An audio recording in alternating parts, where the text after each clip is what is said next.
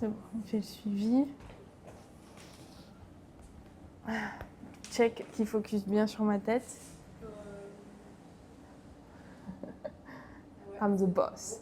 I like it. There you go.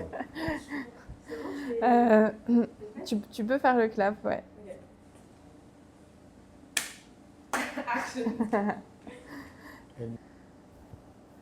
Ok, donc on est parti du coup pour un nouvel épisode de Il, Elle casse les codes. Et chose incroyable, aujourd'hui on est à Harlem du coup pour ce nouvel épisode. Et j'ai la grande joie du coup d'avoir un invité spécial. C'est en me baladant dans Harlem, du coup j'ai découvert cet endroit avec des magnifiques photos de femmes qui étaient exposées dans la rue. Et du coup je suis allée voir ce qui se passait à l'intérieur et j'ai eu la joie du coup de rencontrer Milton. Je te remercie d'avoir accepté mon invitation pour faire ce podcast. Je suis très honorée du coup de pouvoir échanger avec toi. Et du coup, on va utiliser un logiciel de traduction instantanée qui nous est prêté par le président et son créateur, le logiciel Newcomer, qui est inclusif. Donc du coup, on va pouvoir le tester et l'utiliser durant notre interview. Je te remercie encore, Milton, d'avoir accepté mon invitation. Je suis vraiment très honorée de pouvoir faire ce podcast aujourd'hui avec toi. Est-ce que tu pourrais te présenter de la façon dont tu le souhaites? Okay. I don't know if it's completely caught up here. Il y a un décalage en fait. Okay. Quand tu fais un monologue, vraiment du temps. Ok, donc on attend la fin et... Okay, yeah, thanks for having me. And yeah, my name is Milton Washington. Been living in New York for 22 years, and I think I'm first and foremost a creative. I don't necessarily consider myself a photographer per se, but I do consider myself a storyteller with, working with different mediums, whether it's writing, capturing images, photography, and just design in general. But a lot of my creativity factors into my overall kind of business strategy and the way that I take my businesses out to the world in a creative way. So I'm a creative first and foremost. I'm also a Korean adoptee from South Korea. And I am someone who believes in taking control of yourself to heal and to spread love. That's what I'm about. Waouh. Je crois que du coup j'ai ressenti tout ça et que c'est pour ça que j'ai été attirée par le lieu et par ta personne. Yeah, I appreciate that, and that's by design. Because with my business model, I don't want everyone to be a customer of mine. I want people who have an appreciation for art and style. Because I think if you have an appreciation for art, you're kind of like-minded, like-spirited, and we can come together over our appreciation for art. And then once you come through the doors, we have a lot more to offer. And chances are, if you like art, you're very much one of us. J'ai vu également du coup qu'il y avait des photos que tu prenais en photo du coup des femmes noires pour les mettre en valeur. Et c'est ce que je fais moi en France en fait. J'aide les femmes à gagner en confiance en elles en les prenant en photo grâce à la photographie. J'attends qu'il fasse le... Yes, so the body of work that you see out there is all part of a book that's published by Random House. And this book is about 50 black people over the age of 50 with style that I went around the US shooting on an iPhone. And the co-author of the book is a New York Times best-selling novelist named Connie Briscoe. And Connie's in her 70s, so she writes about how when she was a child, being inspired by the way that her parents put together their clothing and exhibited their style as they stepped out into the world, in a very difficult world for Black people. And so this is kind of a coming together of her stories and how she views fashion and style, and then me capturing Black folks over the age of 50 with style. I have a special affinity for us Black folks, and that affinity goes all the way back to my days in Korea, in which the world, my entire world, my Korean world, told me I was worthless because I was Black before I even knew what Black was. And as I'm a 4 or 5 year old in a Korean village, and my whole world told me I was worthless, I knew they were wrong about me, because I was a kid, number one, that looked like a superhero. I was always built strong, and as a little boy, that's kind of how we evaluate and size each other up, by the sense of strength.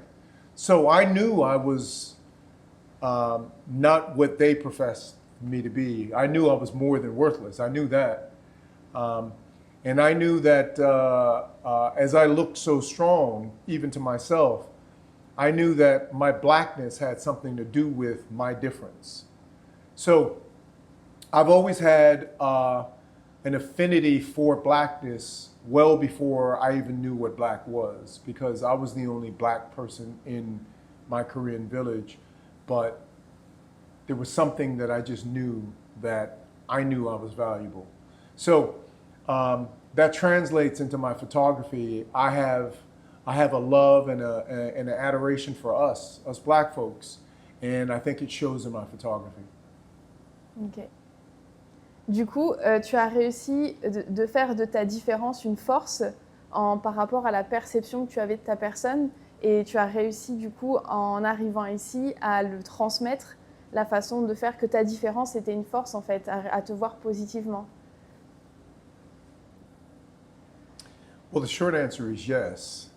As a child, going through what I went through in Korea, I felt that the way that I was treated was wrong and it was unjust. And because of that, because I experienced that injustice, I could never be someone who exacts that injustice onto someone else. My level of empathy is way too high for that. I've always kind of known that, I was indeed different in many ways, regardless of where I went. I started to use those differences for good. And, there's a hip hop artist, you probably heard of him. His name is Biggie Smalls. And he's out of Brooklyn, and one of the things that he used to say that was always big is spread love, the Brooklyn way. And I've always been down with that. I've always been down with just spreading love. I've always had a knack and a talent to make people feel better. And not only just feel better, but feel better about themselves, because a lot of people, as they're going through kind of traumas, they feel that they're in this boat by themselves. There's tons of people that are in pain around the world. And to me, it's all about perspective. It's all about perspective. So it just took me some time to kind of figure out how to kind of put that into a business model to make it work, because I'm also not trying to be poor all my life, as a starving artist type of thing. So I think there's ways to make significant impact in people's lives, and put a couple dollars in my pocket too.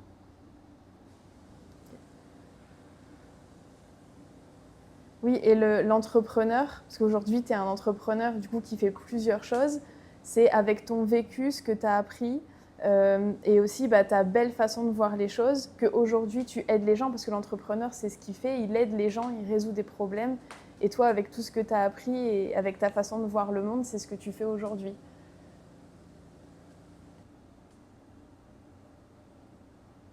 Short answer is yes. Yeah, that's what I'm doing.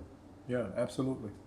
Um, and part of it is it's what I'm doing, but one of the reasons why I'm doing it because it's a lot of fun.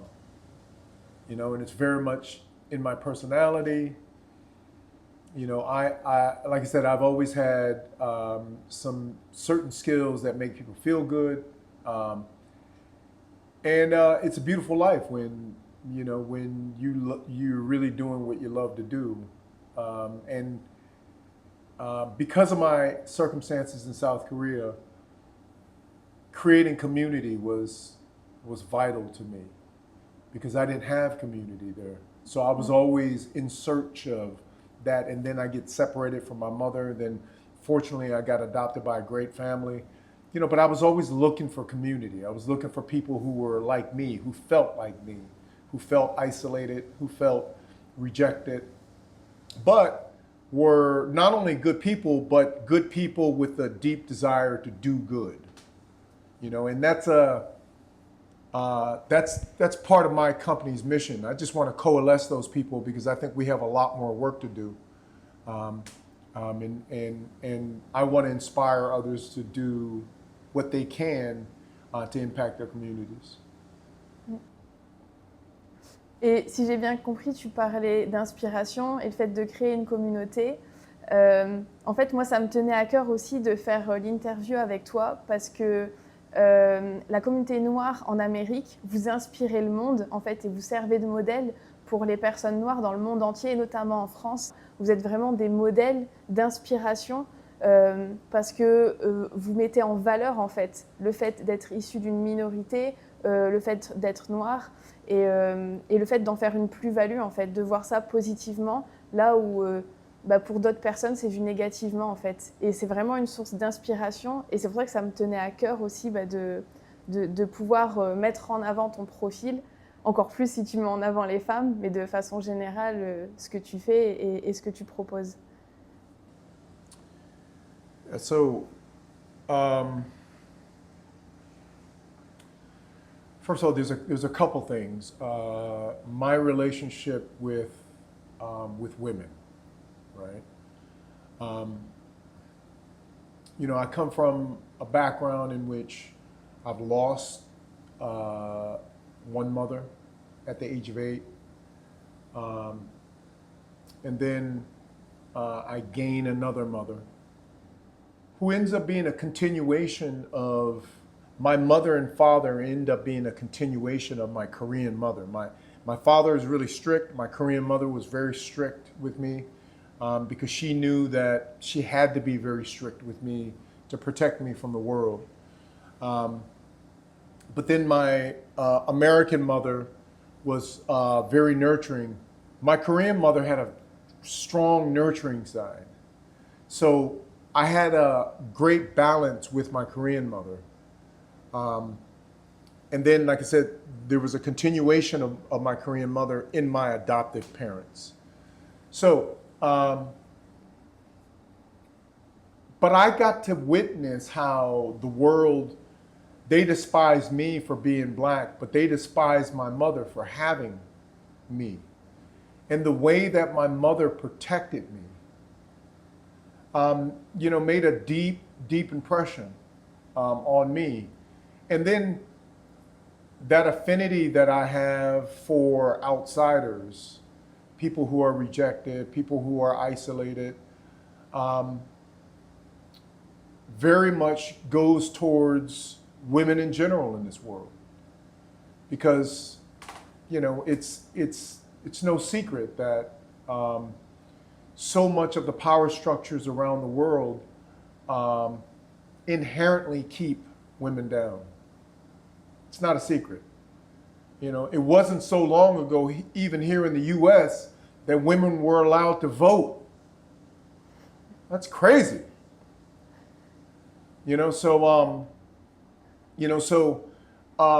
any kind of outsider is me. Any.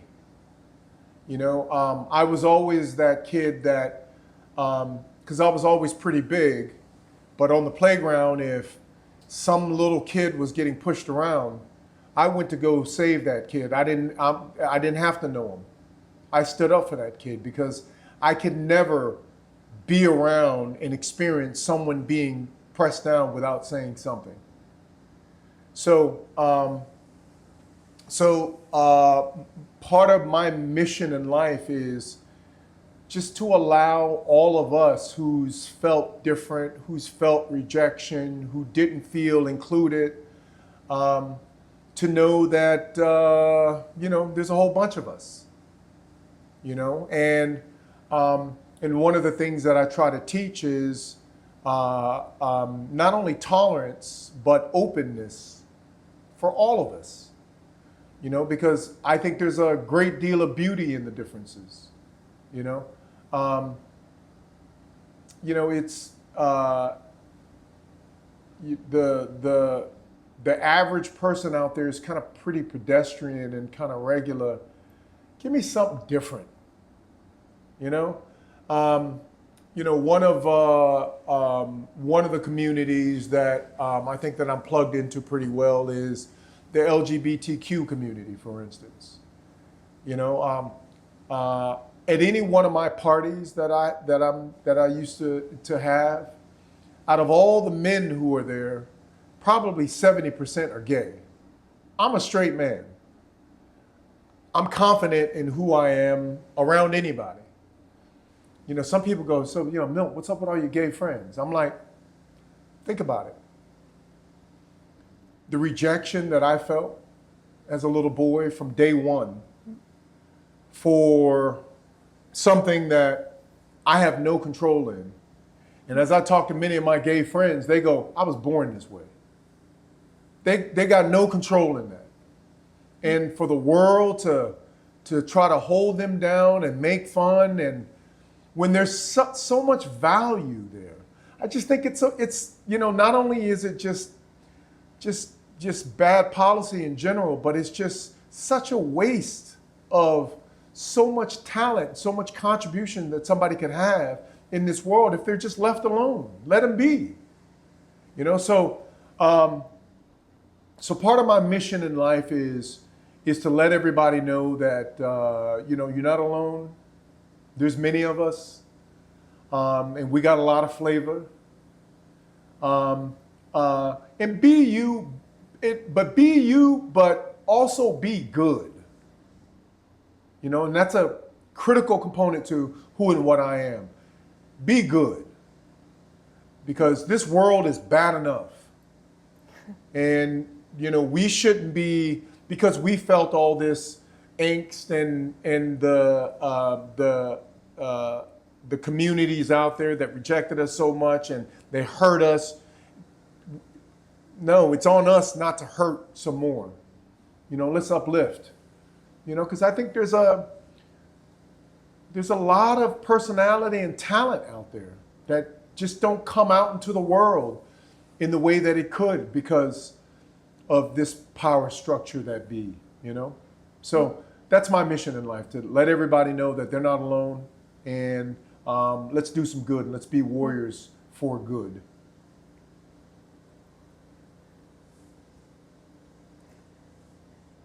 Je pense avoir tout compris. C'est incroyable parce que ce que tu viens de dire, c'est exactement ce que moi je fais en France actuellement. Donc en usant la photographie et pas seulement, en faisant du coaching également. Mais tout ce que tu viens de dire, c'est exactement ce que moi je fais également en France, auprès de différentes communautés et quelles qu'elles soient en fait.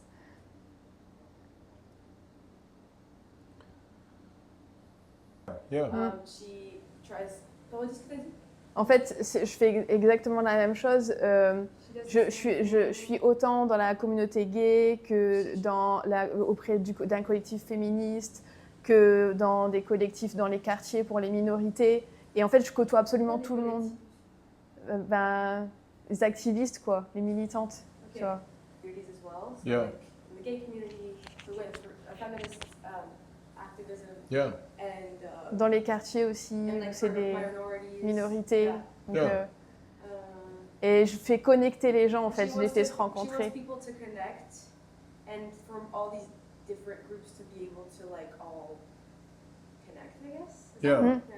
So, question for her is, so, in so many different groups of folks, people naturally want to hold on to the commonalities, and if you're not common to this commonality, you're different. So there could be much space in between groups. And sometimes what could be the most difficult thing is to bring people together for a common thing. I have my common thing. I'm curious what your common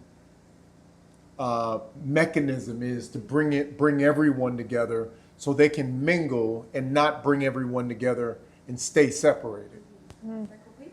Comment je fais moi pour les faire se Les réunir, rencontrer? Qu'est-ce que c'est l'élément qui les réunit? Ouais, Bon, qui parce font que... généralement, quand les gens ils se réunissent, Ouais, ils ouais. aiment bien les- Je prends le temps de connaître les gens dans les différentes communautés. Et ensuite, quand j'ai bien appris à les connaître, je sais du coup quel est l'élément qui va me permettre de les connecter entre eux.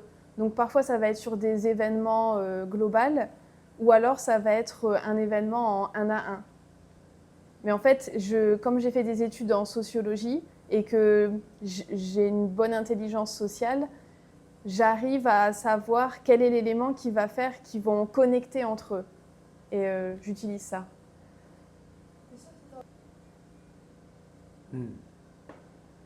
So the thing that I use is, like I said, I put a frequency out that's rooted in, hey, take a look at this beautiful art. It's like creating a garden, with beautiful flowers. If people walk by, don't care about the flowers, I'm not talking to you. People come up and they wow and they take in the flowers, I'm talking to you. So art is one thing. And, but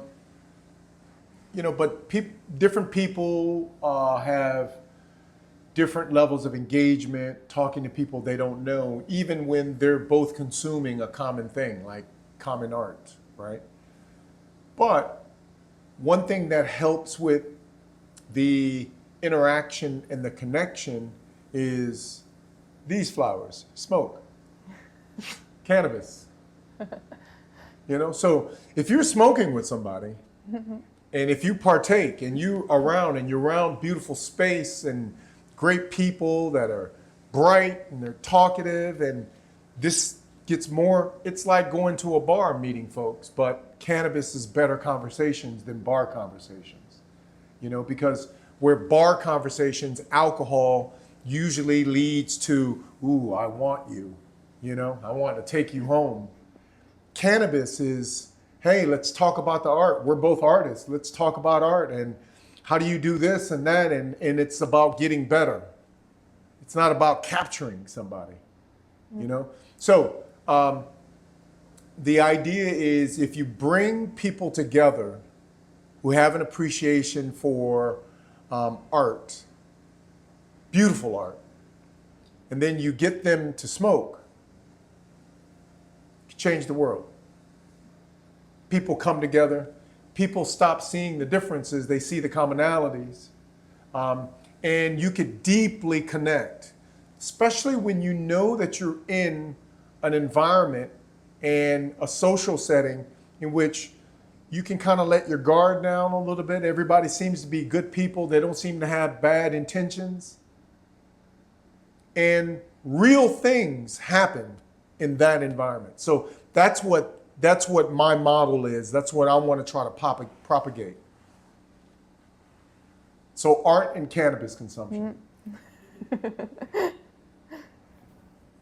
And one more thing. It's art, cannabis consumption, and movement. So what we do here with these stools, with Rokmil Fitness, Rokmil Fitness at times syncs everyone together, and we're moving exactly the same. We're just moving because we move to the beat. So everyone is moving to the same, and when you see this landscape of people that are moving to the same, it's almost militaristic, almost. But within that synchronicity, something special happens with the bond of the people that are doing it. It's like going to battle with someone. The bonds are laid down and strengthened in ways that's hard to articulate. Yeah. So if you get those three together, art, movement, cannabis consumption, change the world. Et d'ailleurs, de ces trois choses, tu en as fait un business, enfin, tu en as fait de l'entrepreneuriat. Et je voulais te demander comment tu as démarré justement ces entreprises. Comment ça s'est passé? Est-ce que ça a fonctionné tout de suite? Et c'est quoi en fait la vie d'un entrepreneur aux États-Unis? So, it was a coming together of several things that I love.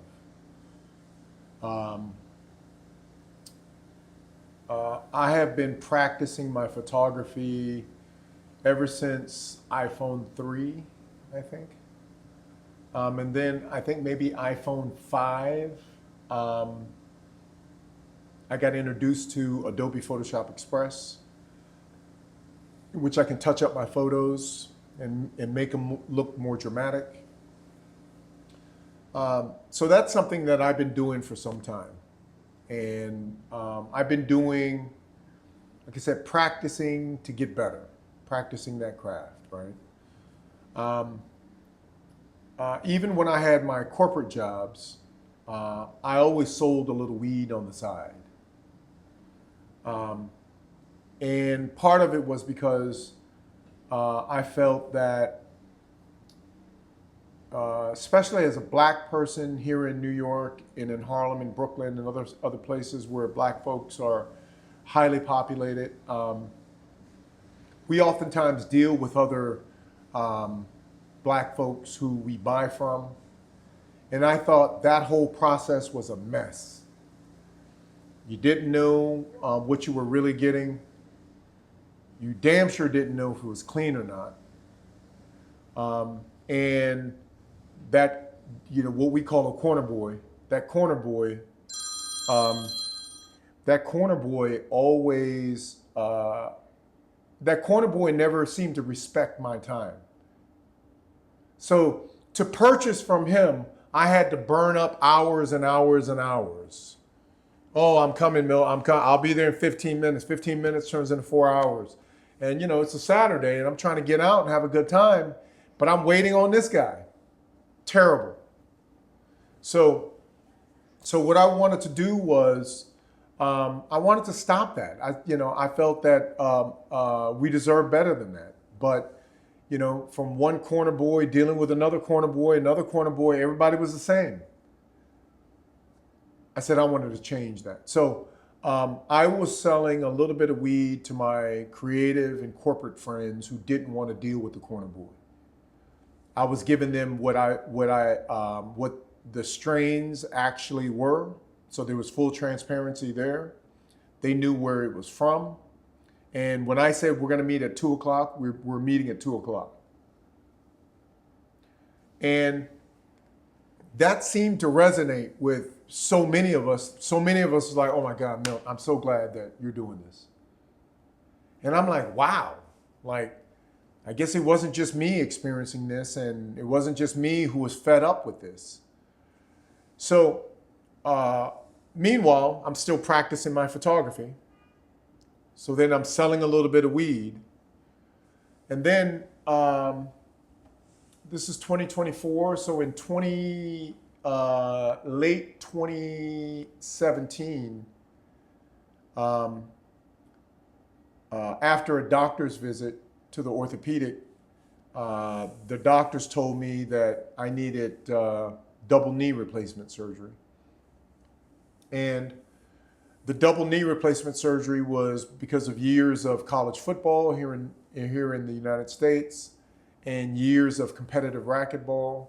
And and I was 48 at the time, and I was bone on both of my knees. So they said you needed knee replacement. This would have been my 5th knee surgery. I didn't want that to happen. So I told my orthopedics that I wanted to exhaust physical therapy. So, but I hate going to physical therapy. I hate going to physical therapy. I absolutely hate physical therapy. So one day I woke up in the morning. I was having my coffee. I was having a little smoke. The music was on, and one of these stools that was normally in the bathroom was in the living room. And I said, you know, instead of going to physical therapy, I'm gonna do my physical therapy on these stools. So, and I'm gonna do it to the music. So I'm doing my physical therapy movements, and after 3 or 4 songs, I was just like, my knees feel great. And so then I continued to do that. I smoked, used the stools, and I moved to the music.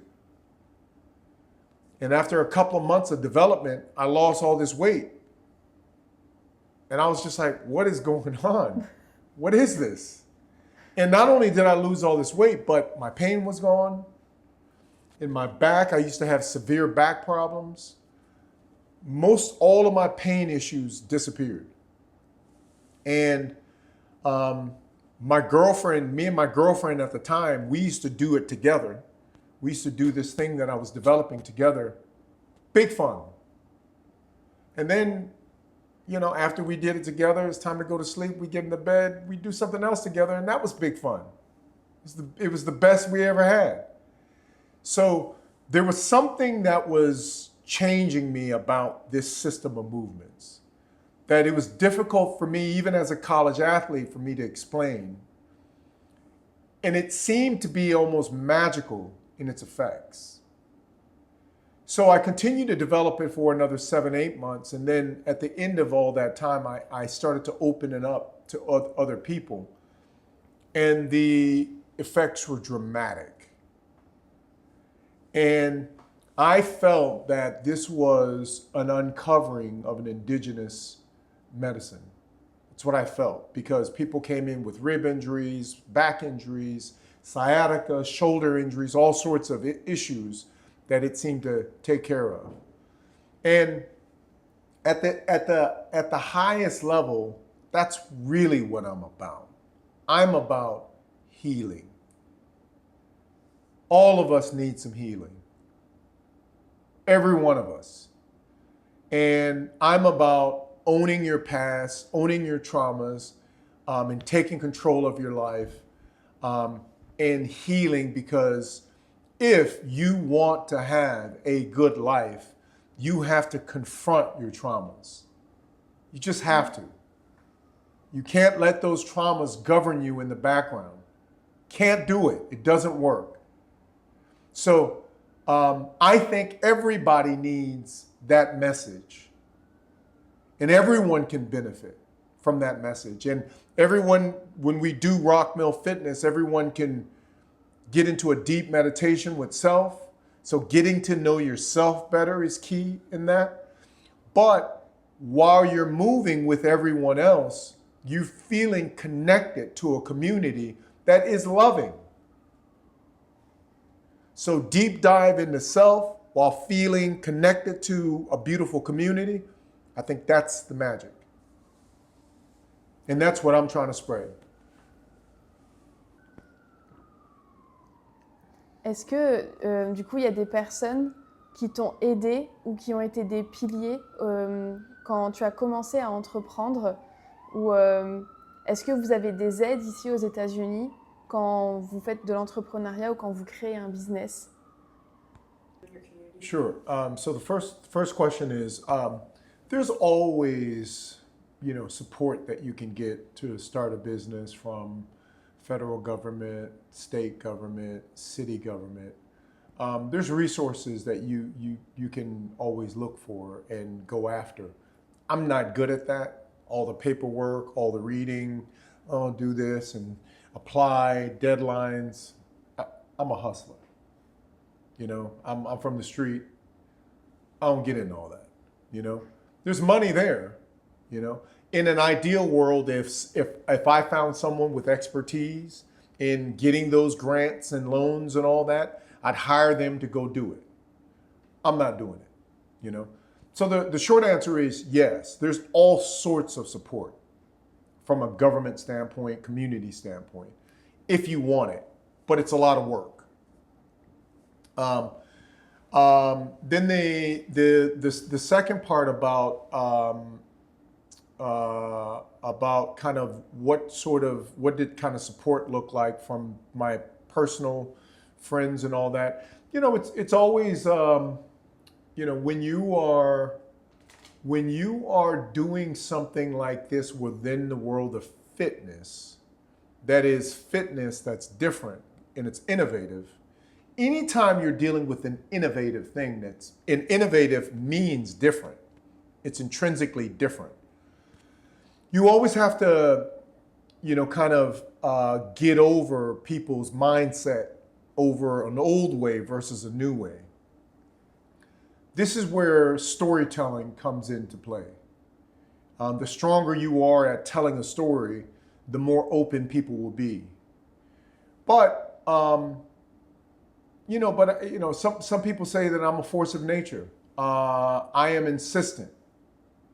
And if I want to put something out into the world, I'm gonna put it out into the world. And I'm gonna put it out into the world that makes business sense too. I'm gonna start small. I'm gonna be patient. I'm gonna test. I'm gonna capture testing results, talk to people, get everything that I need to know to take it to the next level, then take that to the next level, to the next level. Fortunately for me, I've been right about a lot of things about this system. So right that I have a commercial space on 124th and Lenox. So right that I have a commercial space and a partner that wants to partner with me to acquire this building so we could do this all day, every day. So, so the bottom line, but then I have family members who have never done Rokmil. Family. But that's the way it goes. You know, you're gonna get some, you're not gonna get some.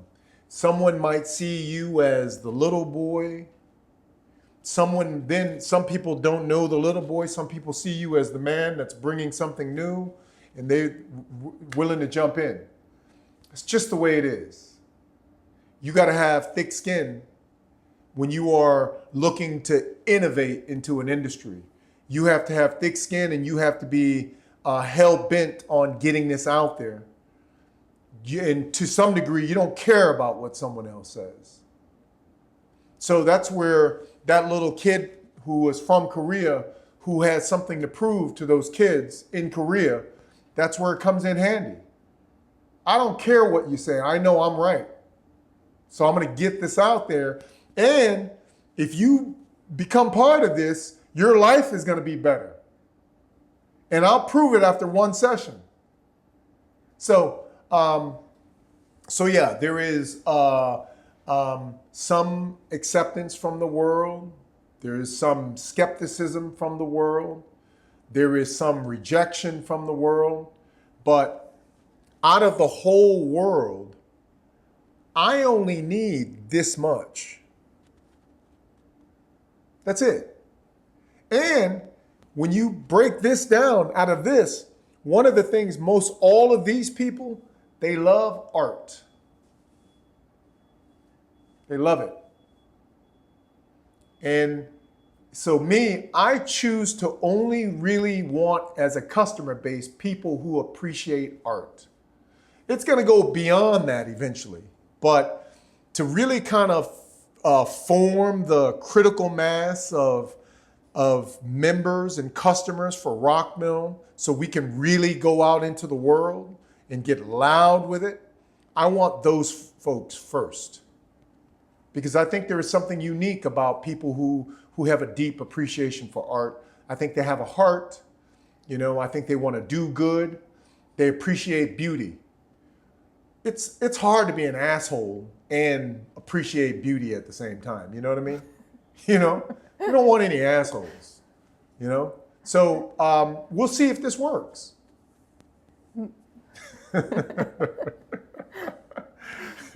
She knows that word, asshole. There's a lot of assholes around here, you know. Ben, tu pourras traduire, Emma. En fait, via les chansons, on connaît quand même pas mal certains mots, en fait. Donc, She's just saying that because of music, we like people who don't speak English learn a lot of like words, like especially like bad words. du vocabulaire un peu plus Yeah, familier, quoi.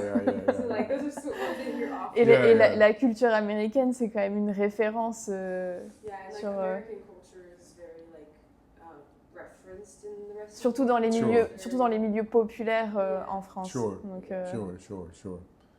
Yeah, I remember the movie. What is it, La Haine? I don't know. How do you say hate in French? Oh, La Haine. La haine. La Ah haine. ouais, avec Vincent Cassel. Yeah, I don't know that movie, but she knows the Ouais. movie. Yeah. See, it starts off, the first scene, it's a DJ, whoop, whoop, down another beat. It's, you know, it's American. Yeah. It's hip hop too. Ah Yeah. ouais. Dans les quartiers populaires en France, en fait, ils s'habillent comme dans le style américain, en fait, pour se donner de la valeur, enfin, pour se sentir, si tu peux traduire. Comment on traduit les quartiers populaires? I guess like she's just explaining that in neighborhoods with more minorities in France, their way of dressing will resemble a lot more like the American way Yeah, of dress. And she says that that's a way to like give themselves like value because it's seen as very cool. Yeah. Style and Especially black American style. Yeah. especially Ouais. Yeah. J'allais demander. D'ailleurs, le local que tu as ici, où tu fais de la fitness, où tu exposes tes photos, c'était important pour toi d'être dans Harlem? Yeah, absolutely. Well, first of all, you know, while I was living in Harlem, that's when these businesses came out of me. So they are homegrown in Harlem. But, you know, Harlem is, you know, arguably the epicenter of blackness in the world. And, you know, for us to be doing innovative fitness system using a Baumann-Lakey stool from Cameroon, and we're on 124th and Lenox. This is the epicenter of Harlem. Yeah, there's just something right about that. You know, so yeah, it's and one of the things that I want the world to know is this is a fitness program invented by black. So it's Harlem born and bred. Absolutely.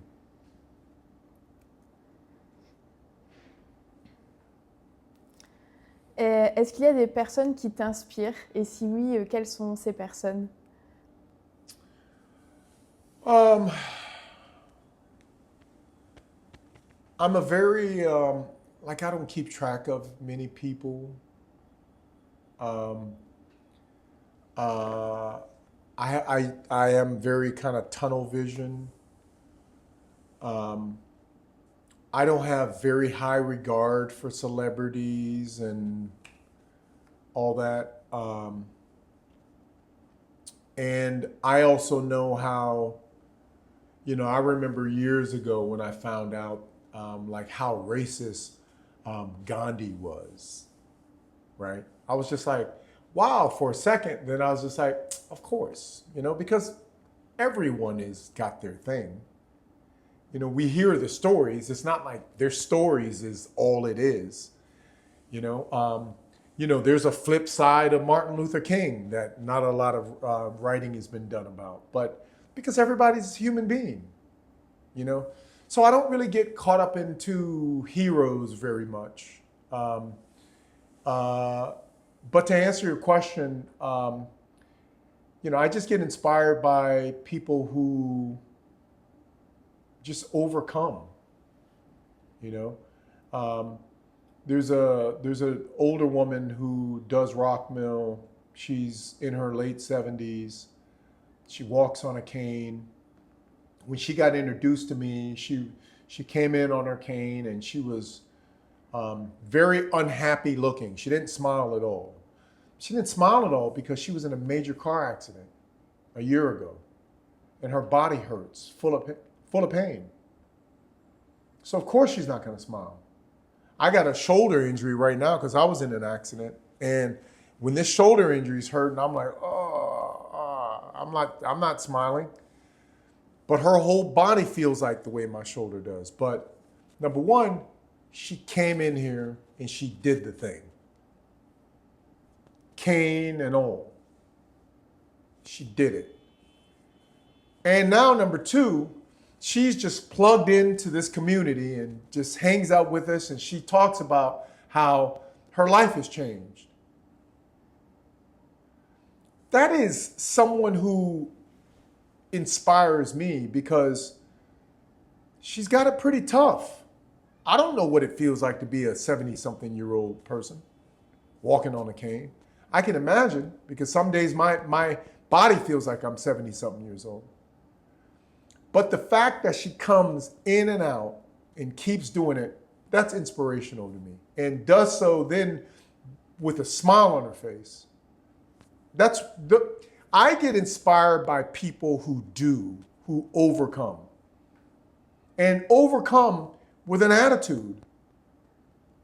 And with an attitude that says, listen, I'm just trying to be happy. That's who I get inspired by. There's some personalities that I might listen to, but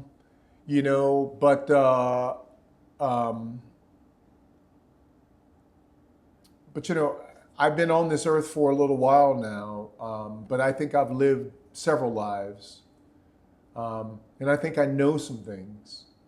So I'm very just kind of focused in kind of letting what I know out into the world. I'm very focused on that and putting it out to the world the way I want to put it out into the world, saying what I want to say, so I can inspire people to do what I want them to do, which is move, keep moving, create, and be happy, own yourself, and be plugged into good people.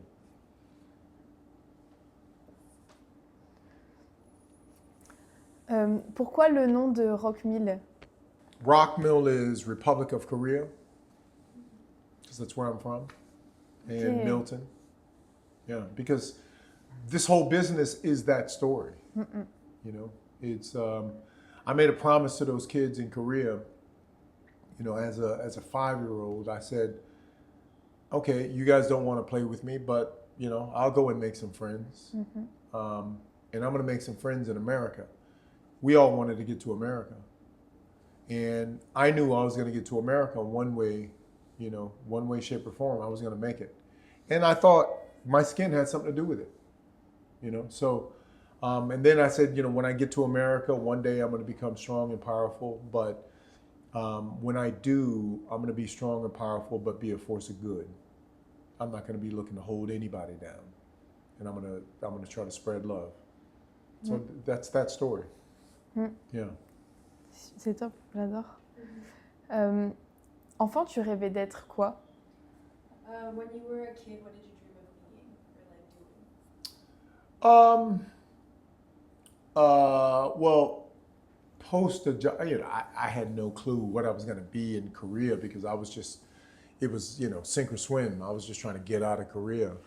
But once I moved to the States, I'm with my new family. I wanted to be an architect, but I was also a football player. So, I wanted to play in the NFL. I made it to college, but I also wanted to be a surgeon. I wanted to be a scientist. I wanted to be an inventor. Lots of ideas. I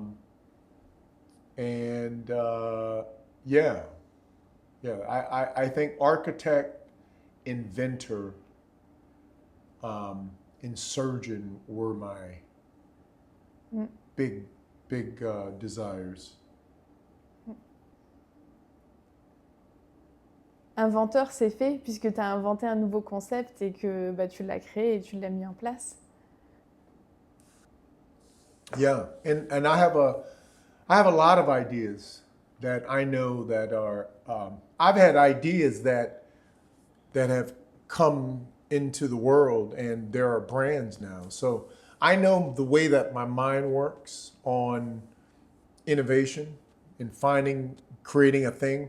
I know it's good, and there's some late night commercials sometimes that you see about these little products, but people buy a ton of them around the world, and I'll make a few of those and make a ton of money.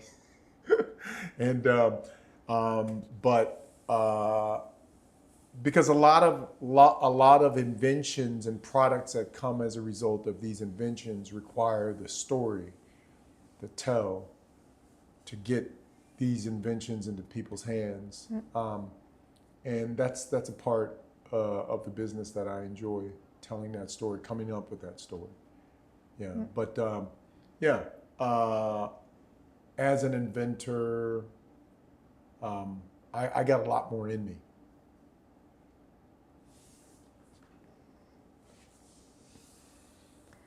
Et qu'est-ce que tu projettes ou qu'est-ce que tu penses faire par la suite du coup avec Rokmil? Est-ce que tu as d'autres projets dans le futur? Yeah, so you said, what do I plan to do with Rokmil? And do I have any future plans? Yeah, well, I think Rokmil is going to be a global phenomenon. I was a kid with a global story. I'm going to tell it. And out of all the eyes that look as I'm telling that story, I'm going to let them know about my process of healing and why everybody needs Rokmil in their life. And I could see that, probably like 3 years from now, we're going to have 20 million people on this app doing Rokmil to a single session of live stream, and people around the world are going to be doing it. They're going to have everybody's going to have one of these. We'll make a ton of money, but most importantly, we're just going to have a great community. And I think people need that. People need that breath of fresh air, because the state of technology and social media it's gotten pretty bad, and people are looking for something new. Dis que ouais, bah dis que je suis partante et que moi depuis la France, je serai la première à consommer. She said that she would love to. Attends, vas-y. Je serai partante et je serai la première à consommer depuis la France. Oh yeah, she said that she would love to be like one of the first customers from France to participate like via.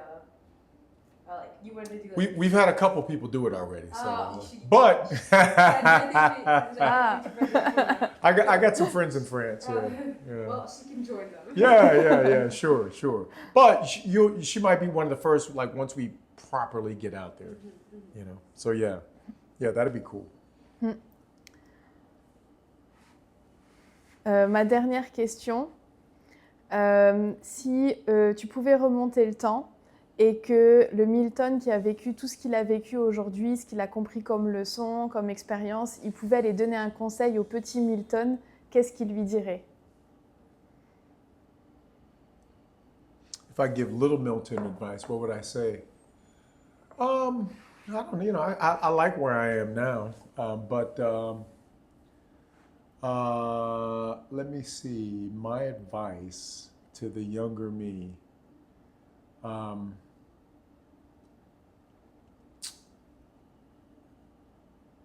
Let's see.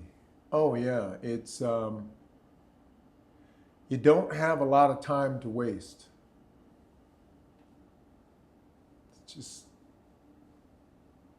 life is short.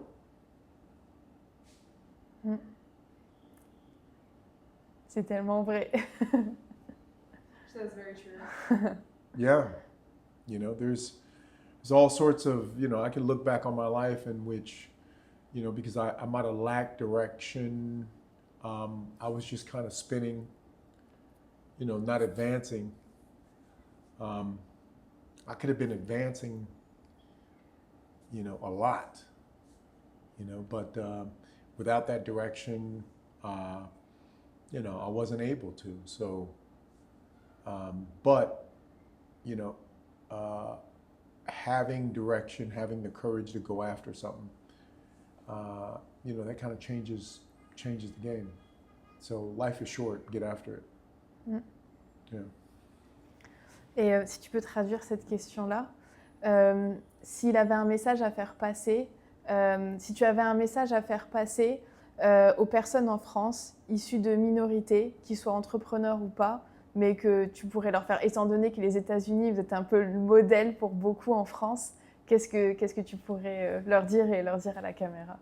She wants to know if you have any a message for anyone from France, maybe issued from a minority, and who sees like Black Americans as such like a model for them. If you have anything to say, a message. You know what I have to say is this on that tip is it has a lot to do with kind of what the premise of Rokmil is and how Rokmil got discovered. Many of the problems that you have in life, the answers are right in front of you. Like, they're right there. You know, I had a problem of like, you know, oh my God, I needed knee replacement surgery, and I hate going to physical therapy. My answer was right here. I can do it at home. I can do my physical therapy at home. In fact, physical therapists, they tell you to do these physical therapy movements at home, right?